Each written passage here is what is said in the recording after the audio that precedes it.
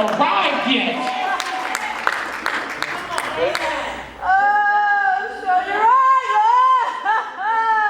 So Sanballat and Geshem sent me this message. Come, let us meet together in one of the villages on the plain of Ono. But they were scheming to harm me. That's verse 2. What we call an opportunity, God often calls a distraction. So now we read this passage, and it's obvious that Nehemiah's enemies were out to harm him. Sanballat and Geshem, they knew that if they could lure Nehemiah to the plain of Ono.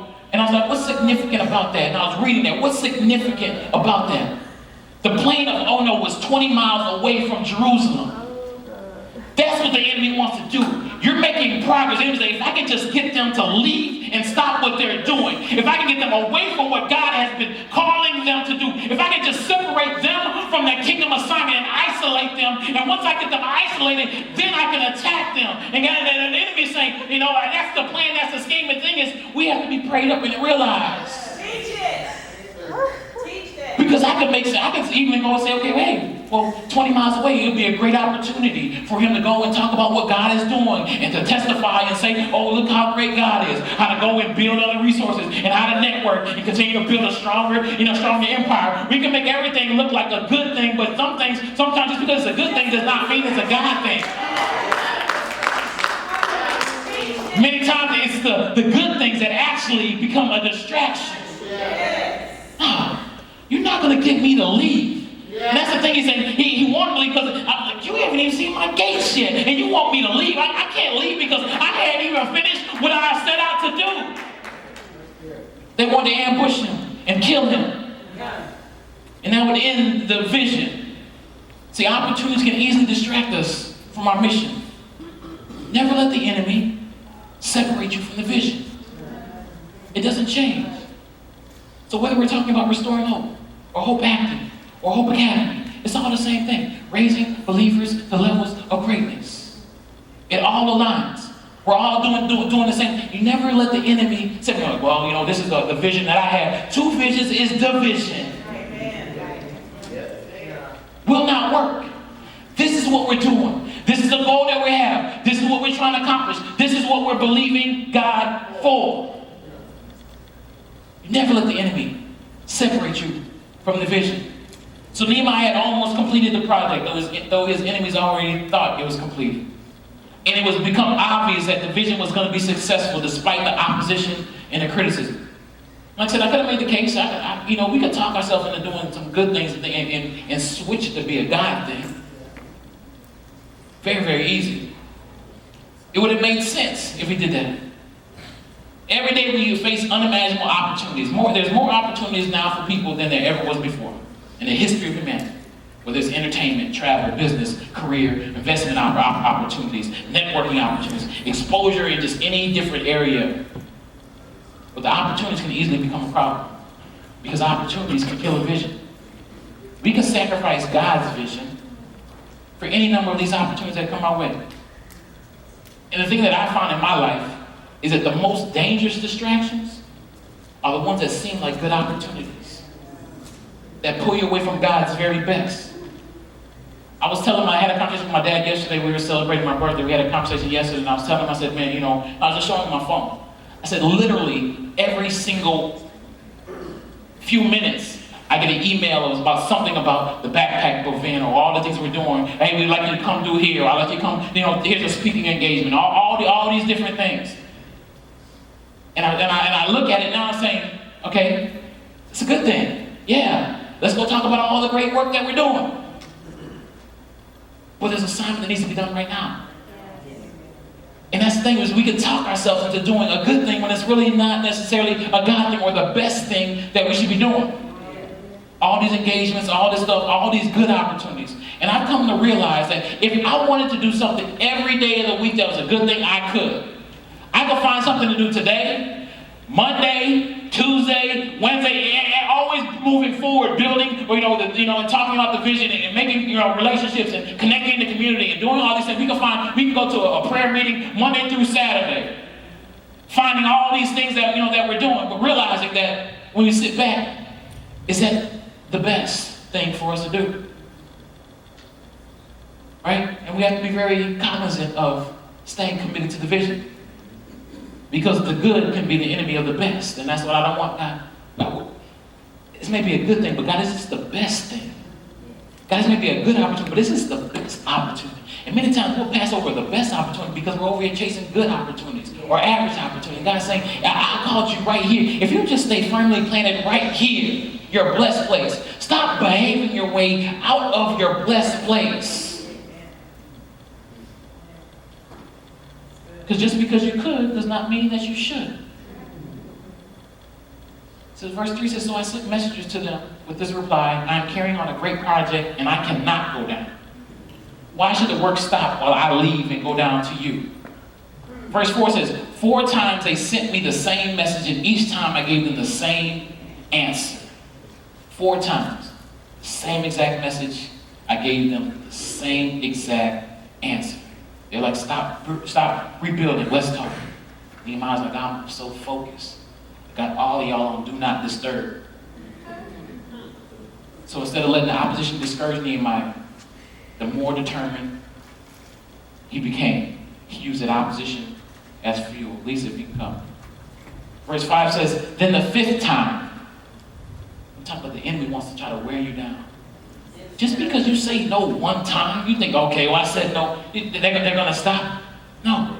The 5th time Sanballat sent his aide to me with the same message in his hand was an unsealed letter. Verse 6 says, in which was written, it was reported among the nations, and Geshem says it's true, that you and the Jews are plotting to revolt, and therefore you are building the wall. Moreover, according to these reports, you are about to become their king. So an enemy can't stop you. They'll try to distract you. And then also they'll try to discredit you. They'll lie on your name. Anything by any means necessary to stop the progress. What was the purpose of an unsealed letter? Because that was uncommon in those times, because back then in those times, the letters were sealed. The unsealed letter means that everybody who touched that letter had the opportunity to read it. That's how mess gets started. That's how rumors get started. That's how gossip gets started. And that's why it's important that we have to stay so focused. They say, I want everybody to know. The enemy is not just looking to only just distract you, but they want to completely defeat you. They want to make sure other people don't like you either. I'm not going to support you, but I want to make sure no one else supports you either. I can't stop you, but maybe this can stop you. So saying 4 times they had the message. But on the 5th time it's in an unsealed letter. The reason why we pray, the reason why we're committed to this goal, and the reason why we have to stay committed to this goal is because as the progress goes, your enemy is only going to turn up the heat. Amen. Amen. There was always a cliche, new levels, new devils, right? But I'm saying you want to be great. You want to be great. You want to walk in authority. We want to really grab hold of this mantle, this house, saying raising believers to levels of greatness. Then you have to get comfortable with being great, realizing that with greatness comes great responsibility. The Bible says, "To whom much is given, what much is required." You just need to know what's required of you, and what's not required of you is for you to stop the work and come down off the wall. To meddle with those who have no intent in moving the vision forward. Be about your Father's business and watch Him be about your business.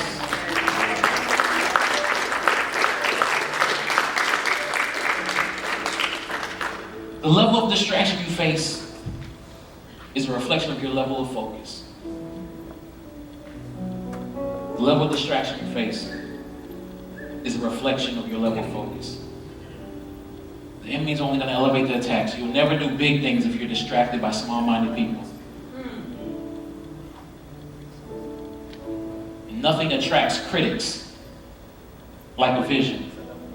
And if you're passionate about what could and should be, eventually someone's going to question your motives. Someone's going to misunderstand your intent, but you can't be distracted by them either. Don't let critics take you away from God's vision. Pour out your heart to the Father. God, they're saying things that aren't true. God, I really, if I'm honest with you, I really want to give them a piece of my mind. God said, you just don't look at them, talk to me. God, you called me to do this. God, I don't benefit from this in any way, but God, they're talking about me, and now they're spreading rumors. God said, just talk to me. I got you.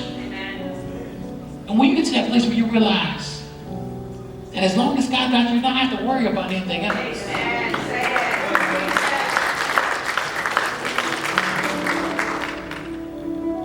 And you have that conversation, and after you have that conversation, you get back to work. So I have 4 questions that I'm going to ask, and then we're going to pray. So you're saying you hear this message, and what I've been saying for this past 45 minutes that I've been up here. And I want you to think about this. Do you think that God has called you to do something special? And if so, what? I don't know, some of us, we answered that question a few weeks ago. But if not, why? The second question is, what distraction do you wrestle with most? And why is it so effective? So many things. Kids can be a distraction. Your job can be a distraction. You believe in God for a house, but now you got so much stuff to do with the house that the house becomes a distraction. You ask God for a business, now your business becomes a distraction.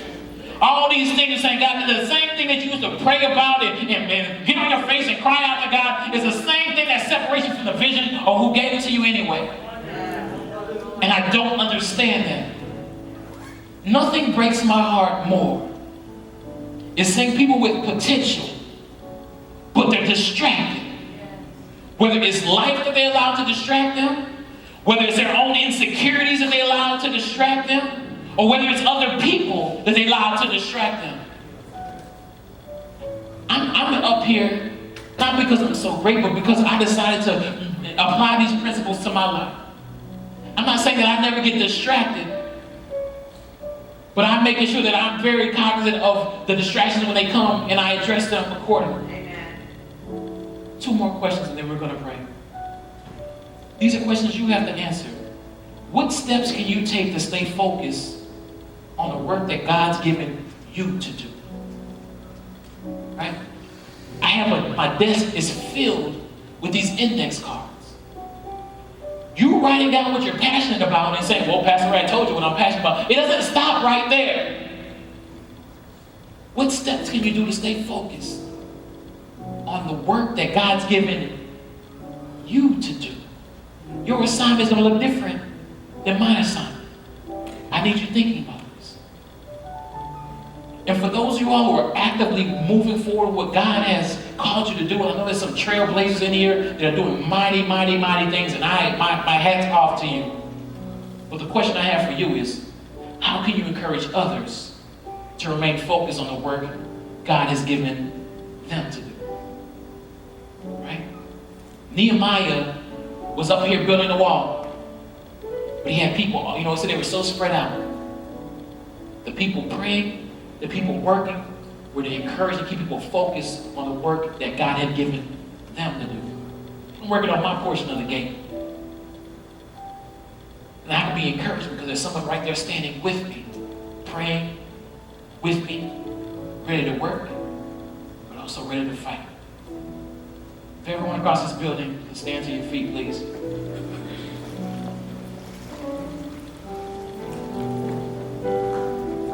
Every head bowed, every eye closed.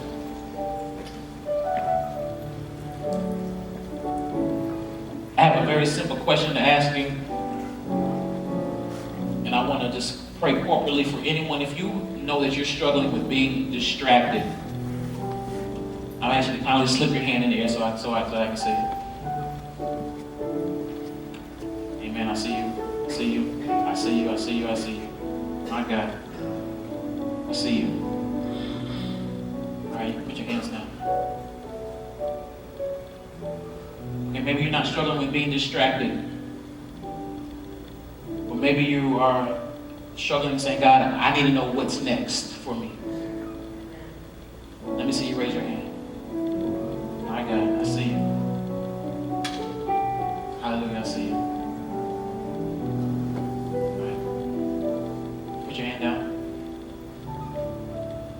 going to ask you to do something else.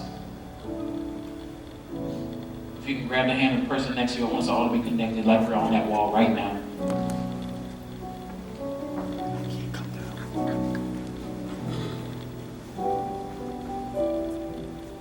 Even on top, I need y'all connected too. Hallelujah. Let us pray. Dear Heavenly Father, I just thank you, God, right now, God. Father, for the needs that's represented today, God. Lord, first, Father, I lift up to those who are saying, Father, I get distracted. Lord, I allow other people to tell me what I need to be. Lord, I allow my insecurities to tell me what I need to be. Lord, I allow all other things to get in the way, Lord.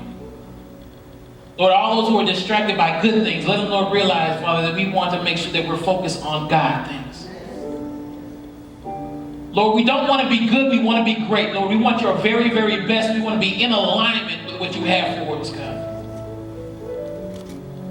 Father, it's one thing to lift our hand up, Lord, but the next step, God, requires us. Well, what are we going to do about it? Lord, I ask you to continue to be with those. Lord, let them ask the tough questions. Father, let them ask themselves, Lord, why is it that I'm so easily distracted? What is holding me back? If I know that on the other side of my dedication and my commitments is a purpose and a passion and a great life living for you, a great life living you that will sometimes result in obstacles, in turmoil. But Lord, I know that if I'm on your side, and about your business, you'll take care of my business, God. Father, let them find and let them search deep into their soul and realize what is it that's keeping them away, God. Lord, let them address that. Lord, let them speak to people who can help them and hold them accountable and help them move them forward, God. Lord, I thank you for the people who are already, Father, doing your work, Father, but now they're figuring out, Lord, what is next? God, let them know that the vision has already been casted. Let them know that on the inside, Lord, there's already something on the inside that you've called them to do, Lord. You have an assignment that's tailor-made just for them. Lord, I ask you, Father, that their eyes be open and their ears be open, God. Father, it's not just one thing to say, God, do something with my life. But Lord, let us put ourselves in proper alignment, God. So Lord, as we've been praying and we've been praising and we've been worshiping you, Father, this entire time, let us not forget, Lord, that there's a work to do. God, let our eyes be open to the work, to your work, God. Lord, that the harvest is plenty, but the workers are few, God. Lord, I speak to every hand that was raised, realizing, Lord, that, Lord, this is the day, Father, they have been employed. You are hired to work in the kingdom, to do what God has called you to do, that only you can do. Lord, put them on their post, right?